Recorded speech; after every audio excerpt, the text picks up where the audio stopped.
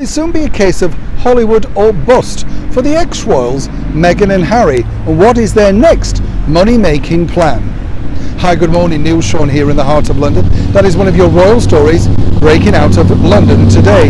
A very windy London, I might point out. But here's the latest story coming out of London. Now, first of all, let's just get a few things cleared up, simply because of this. Lots of people speculate online exactly about the money that Harry and Meghan have been bestowed from their streaming giants like Spotify and Netflix. Now, as we've told you before here on the show, first, an exclusive. They only get that money when they deliver some product. They get a down payment to start with, but it's certainly not 20 million.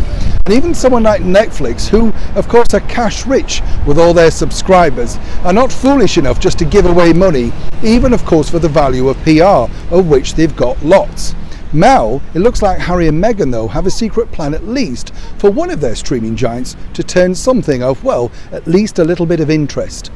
One of the ideas that we first know, of course, from Harry and Meghan's streaming activities is a documentary all about the Invictus Games. Very noble and, of course, I'm sure very heartwarming and a passionate project, particularly, of course, for someone like Prince Harry.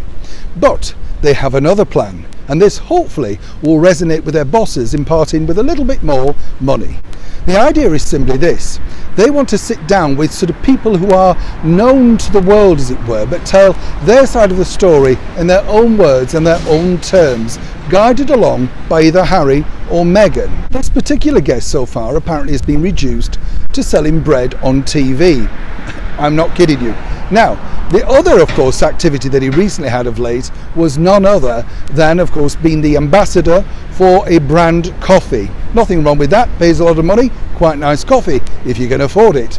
But now, even though he was invited to the royal wedding and openly admitted that they both didn't know the royal couple that much, it looks like Harry and Meghan now plan to sit down with George Clooney. The idea is to sit down with George and talk about his roles to date, success, global stardom, all that sort of thing, but more importantly, of course, to resonate with an older audience who George has admitted at his age, roles don't come that thick and fast anymore, particularly the A-list ones. Now, apparently, Harry and Meghan seem to think that this is a great way of connecting and, of course, offering warm programming. So how many more people do we think they may plunder through their, well, invited royal wedding guest list? There's quite a few. Robbie Williams, the Beckhams, Ellie Goulding. But for now, it does appear that someone might be on ice and may not be receiving the invitation to sit down and talk about their career. Have you guessed yet? Yes, simply Oprah Winfrey.